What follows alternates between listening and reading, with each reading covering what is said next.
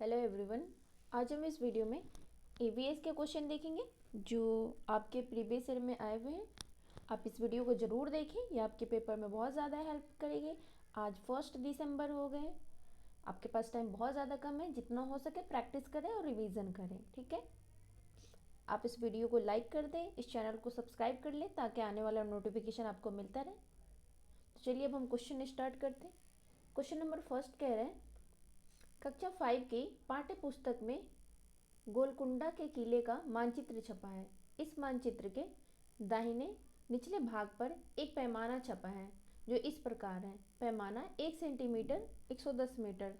यदि इस मानचित्र पर फतेह दरवाज़ा और पटेला बुर्ज के बीच की दूरी 15.4 सेंटीमीटर है तो इन दोनों स्थानों के बीच की वास्तविक दूरी क्या होगी। 16.94 किलोमीटर, 16.44, 1.644, 1.694। तो बताएं क्वेश्चन नंबर फर्स्ट का सही आंसर क्या होगा। इसका सही आंसर हो जाएगा आपका option number 4, 1.694 kilometre. Question number second देखते हैं। सरकारी कानून जिसके अनुसार कोई भी व्यक्ति सांप को पकड़ व रख नहीं सकता किस अधिनियम के अंतर्गत आता है। पर्यावरण संरक्षण अधिनियम 1986, जैविक विविधता अधिनियम 2002, वन्य जीव संरक्षण अधिनियम 1972, वन्य संरक्षण अधिनियम 1980। 60 क्वेश्चन नंबर सेकंड का सही आंसर हो जाएगा ऑप्शन नंबर थर्ड, वन्य जीव संरक्षण अधिनियम 1972। क्वेश्चन नंबर थर्ड देखते हैं। राजीव राष्ट्रीय उद्यान स्थित है कहाँ है। उत्तराखंड में, गुजरात में, हिमाचल प्रदेश में, उत्तर प्रदेश में। तो इसका सही आंसर हो जाएगा ऑप्शन नंबर फर्स्ट, उत्तराखंड में। राजीव हमने पढ़ दिया था। राजाजी राष्ट्रीय उद्यान स्थित है उत्तराखंड में। क्वेश्चन नंबर 4 देखते। निम्नलिखित में से कौन सा अनवीकरणीय ऊर्जा का स्वरूप है। सौर ऊर्जा, भूतापीय ऊर्जा, प्राकृतिक गैस, ज्वारीय ऊर्जा। इसका सही आंसर हो जाएगा ऑप्शन नंबर थर्ड, प्राकृतिक गैस।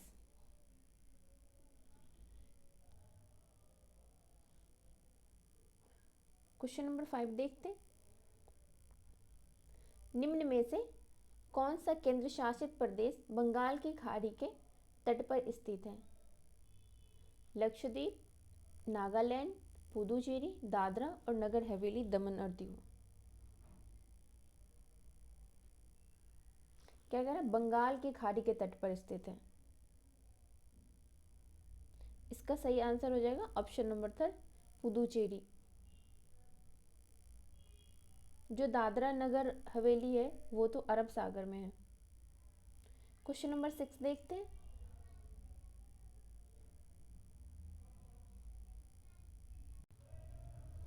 क्वेश्चन नंबर 6 देखते हैं। राहुल को जुकाम है, वह अपने पसंदीदा भोजन का स्वाद नहीं ले पा रहा है। यह इस कारण है। फर्स्ट है, पैर पीले संवेदनशील नहीं है। सेकेंड है, स्वाद कलिकाएं सूजी हुई है। थर्ड है, जुकाम से उसकी सूंघने की अनुभूति प्रभावित हो गई है। फोर्थ है, जुकाम आपकी स्वाद कलिकाओं को शून्य कर देता है। तो इसका सही आंसर हो जाएगा ऑप्शन नंबर थर्ड, जुकाम से उसकी सूंघने की अनुभूति प्रभावित हो गई है। क्वेश्चन नंबर 7 देखते हैं। वन्य जीव संरक्षण सप्ताह किस माह के पहले सप्ताह के दौरान मनाया जाता है। अक्टूबर, अप्रैल, जुलाई, मई। इसका सही आंसर हो जाएगा ऑप्शन नंबर फर्स्ट, अक्टूबर में मनाया जाता है, अक्टूबर के पहले सप्ताह में। क्वेश्चन नंबर 8 देखते हैं। जल संग्रहण एवं संरक्षण के योगदान के लिए 2015 में किसने स्टॉकहोम जल पुरस्कार जीता था। राजेंद्र सिंह, सुंदरलाल बहुगुणा, मेधा पाटकर, पांडुरंगा हेगड़े। इसका सही आंसर हो जाएगा option number first, Rajendra Singh. Question number 9 देखते हैं। निम्नलिखित का मिलान कीजिए। स्थान है, सामान्य घर है। असम, लेह लद्दाख, मनाली, हिमाचल प्रदेश, राजस्थान। मतलब ये पूछा जा रहा है कि असम में कैसे घर होते हैं, लद्दाख में, मनाली में, हिमाचल प्रदेश, राजस्थान में कैसे कैसे घर होते हैं। ठीक है, तो यहाँ दे रखा है घर पत्थर के बने जिनके फर्श और छतें लकड़ी की बनी हैं। तो ये ऐसे घर कहाँ पाए जाते हैं, बताएं।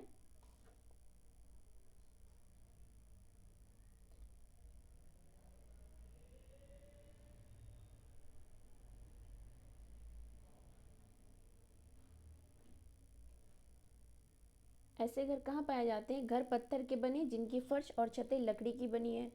पत्थर लकड़ी के बने हैं जिनकी छतें ढालू है। की मिट्टी दीवारों को के घर जिनकी छतें कंटीली झाड़ियाँ की बनी है। बहुमंजिल घर जिसकी बड़ी खिड़कियाँ कांच की हैं। बांस के खम्भों पर उन बने ऊंचे घर की जिनकी छतें ढालू हैं। तो बताएं इसका सही आंसर क्या होगा 9 का?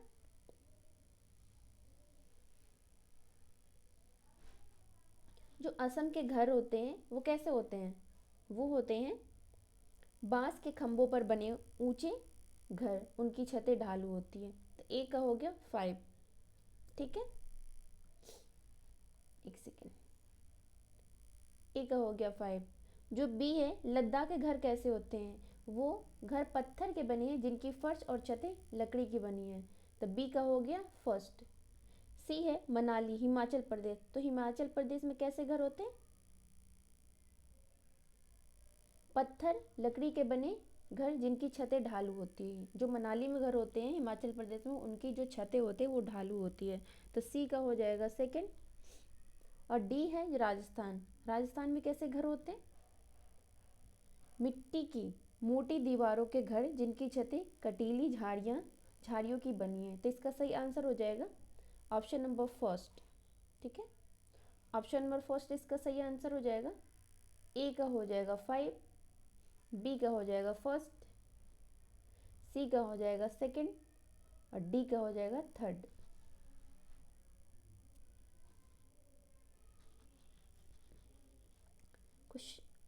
अगला क्वेश्चन देखते हैं। क्वेश्चन नंबर 10 देखते हैं। स्वाद कलिकाओं का सही अनुक्रम जीभ के सिरे से अगल बगल और फिर पीछे तक क्या है होगा? पहला है मीठा, खट्टा, नमकीन, कड़वा। मीठा, नमकीन, खट्टा, कड़वा। कड़वा, खट्टा, नमकीन, मीठा। कड़वा, नमकीन, खट्टा, मीठा। तो बताएं इसका सही आंसर क्या होगा?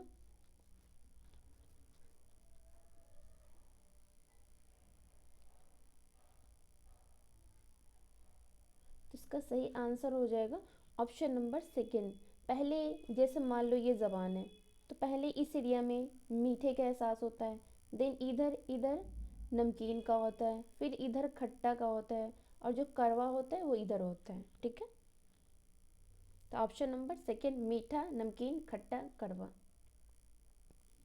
क्वेश्चन नंबर 11 देखते हैं। किसी पौधे अथवा जंतु की प्रजाति जिसका गंभीर रूप से विलुप्त होने का खतरा हो उसे डैश कहते हैं? संकटापन्न प्रजातियां, दुर्लभ प्रजातियां, स्थानीय प्रजातियां, विलुप्त हो चुकी प्रजातियां। इसका सही आंसर हो जाए, क्या कह रहा है? गंभीर रूप से विलुप्त होने का खतरा है, तो वो दुर्लभ प्रजातियां तो नहीं होगी, स्थानीय प्रजातियां भी नहीं होगी, विलुप्त हो चुकी प्रजाति। अगर वो पूरा खत्म हो जाता तब कहते विलुप्त हो चुकी प्रजाति। तो इसका सही आंसर हो जाएगा ऑप्शन नंबर फर्स्ट, संकटापन्न प्रजातियां। मतलब वो संकट में है, खत्म होने वाला है। क्वेश्चन नंबर 12 देखते हैं। वृहत गिलहरी की प्रजाति पंचमढ़ी जीवमंडल आरक्षित क्षेत्र तक सीमित है और यह कहीं और नहीं पाई जाती है। ऐसी प्रजाति को कहते हैं अन्य स्थानिक प्रजाति, आक्रामक प्रजाति, स्थानिक प्रजाति, कीस्टोन प्रजाति। तो बताएं 12 का सही आंसर क्या होगा?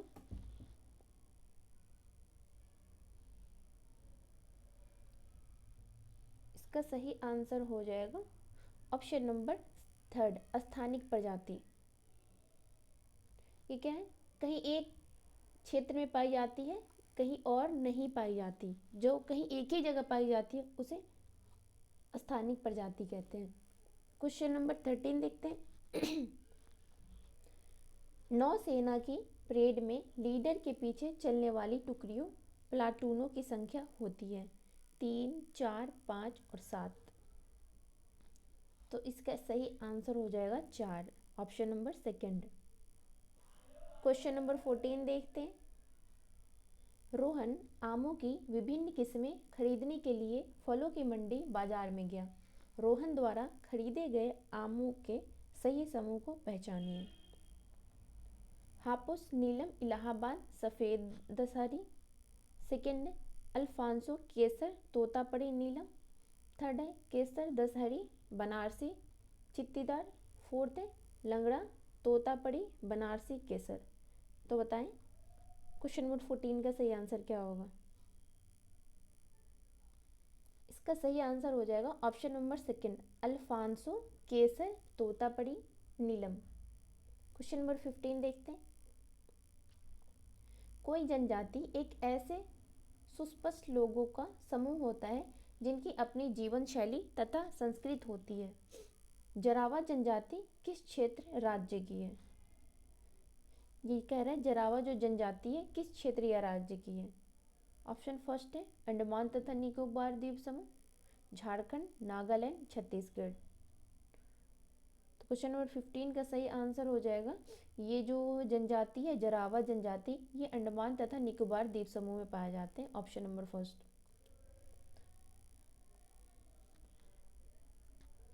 अब हम पेडागोजी के क्वेश्चन देखते हैं। फिर से ये क्वेश्चन नंबर फर्स्ट स्टार्ट हो जाएगा। फर्स्ट कह रहा है विषय आवास से संबंधित अपने कक्षा 5 के छात्रों की एक दक्षता पहचानिए। यहाँ दक्षता पहचानना है, ठीक है। फर्स्ट है खेत से बाजार से घर तक की खाद्य पदार्थों की यात्रा की रूपरेखा बनाना। सेकंड है मानचित्र की संकल्पना को तथा 2 आयामों एक स्थान का चित्रण में संबंध करना। बात तो सही लग रही है। थर्ड देखते हैं कच्चे माल से तैयार उत्पादन तक की यात्रा का वर्णन करना।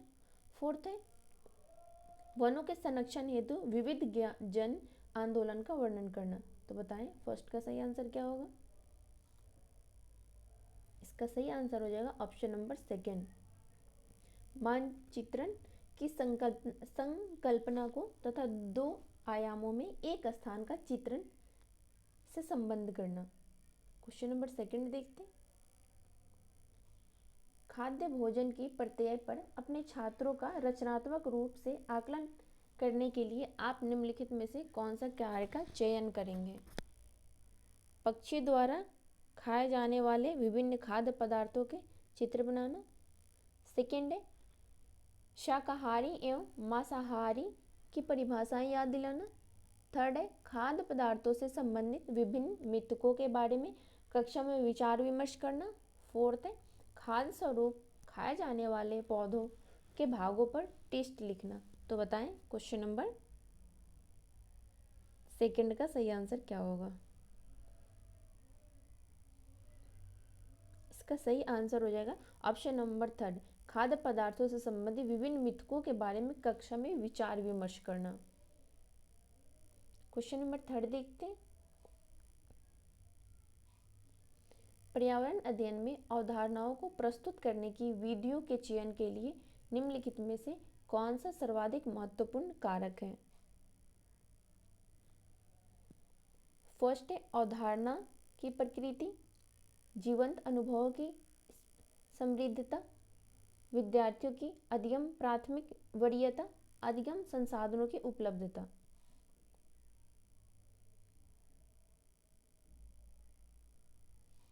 तो इसका सही आंसर हो जाएगा ऑप्शन नंबर थर्ड, विद्यार्थियों की अधिगम प्राथमिकता वरीयता। क्वेश्चन नंबर 4 देखते हैं।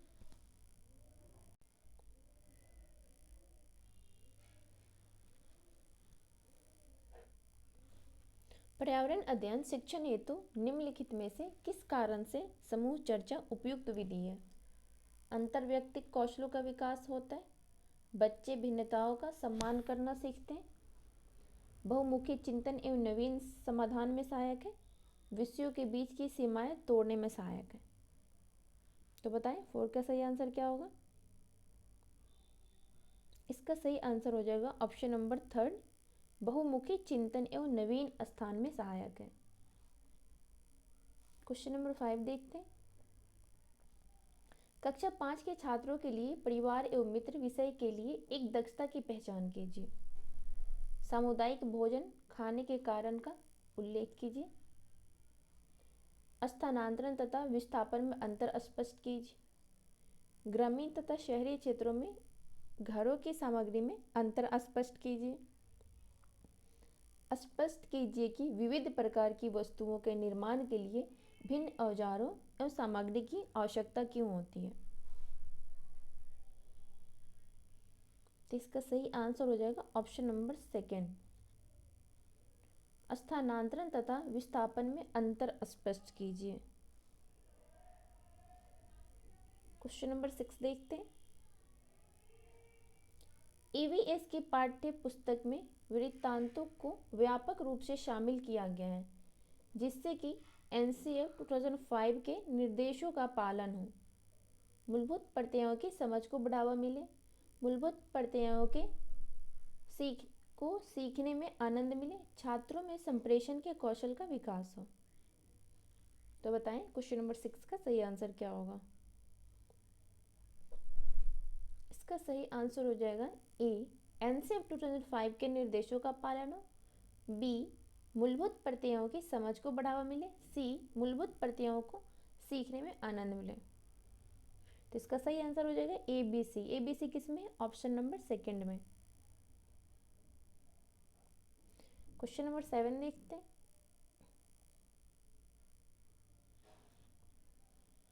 निम्नलिखित में से कौन से कथन संरचनात्मक आकलन की विशेषताओं का वर्णन करते हैं?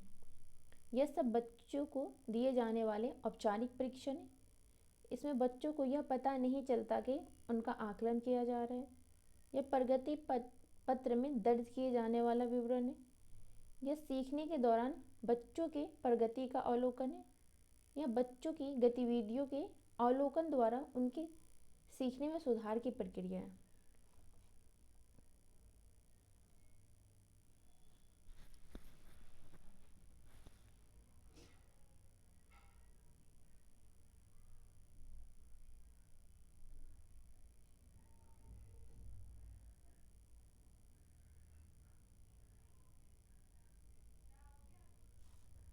तो इसका सही आंसर हो जाएगा 2 बी। इसमें बच्चों को यह पता नहीं चलता कि उनका आकलन किया जा रहा है। सी कह रहा है यह प्रगति पत्र में दर्ज किए जाने वाला विवरण है। बिल्कुल सही है। डी है यह सीखने के दौरान बच्चों के प्रगति का अवलोकन है। ई है यह बच्चों की गतिविधियों के अवलोकन द्वारा उनके सीखने में सुधार की प्रक्रिया है। तो इसका सही आंसर हो जाएगा बी सी डी ई। ए किस किस में है? ए ऑप्शन नंबर फर्स्ट में नहीं होगा, थर्ड में नहीं होगा। तो इसका सही आंसर हो जाएगा C D E B D E. ये तो सी, इसमें C D B C D E नहीं दिया, एक में बी दे रखा है, एक में ई दे रखा है। एक में बी है और एक में बी नहीं है, और बी आपका सही आंसर है और आपका सी भी सही आंसर है। तो इसका आंसर हो जाएगा ऑप्शन नंबर 2 भी और 4 भी, मतलब बी सी डी और ई चारों सही है। ठीक है। क्वेश्चन नंबर 8 देखते हैं। निम्नलिखित में से कौन से कथन समेकित मूल्यांकन की विशेषताओं का वर्णन करते हैं? यह निर्धारित मानदंड के आधार पर बच्चे के कार्य की गुणवत्ता की जांच करना, या सीखने के दौरान बच्चे की उपलब्धि की गुणवत्ता को परखना है, या एक बच्चे की उपलब्धि की तुलना दूसरे बच्चों की उपलब्धि से करना है, या एक बच्चे की प्रगति की तुलना समय की पिछली प्रगति से करना है।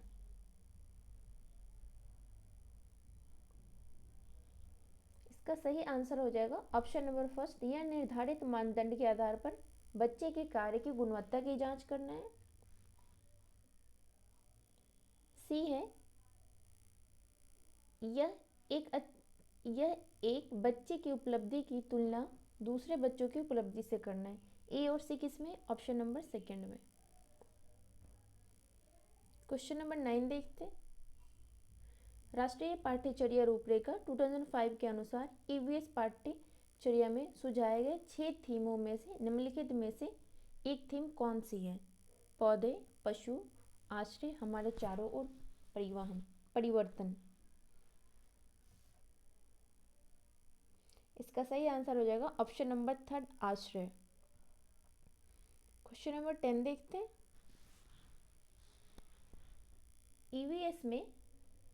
ईवीएस पाठ्यचर्या में थीम परिवार और मित्र सम्मिलित करता है। आश्रय, कार्य और खेल, जल, जीवन। इसका सही आंसर हो जाएगा ऑप्शन नंबर सेकंड, कार्य और खेल। क्वेश्चन नंबर 11 देखते हैं। सबिया ने अपने चित्र में आकाश को हरा और पेड़ को नीला रंग किया। उसके शिक्षक को पहले क्या करना चाहिए? सबिया से आकाश और पेड़ का चित्र देखने के लिए कहें और चित्र फिर से बनाने को कहें। साबिया को बताएं कि आकाश नीला होता है और पेड़ हरे होते हैं। उसने गलत रंग किया है। थर्ड है, उसके चित्र की सराहना करें और पूछे कि उसने रंग का चयन क्यों किया है।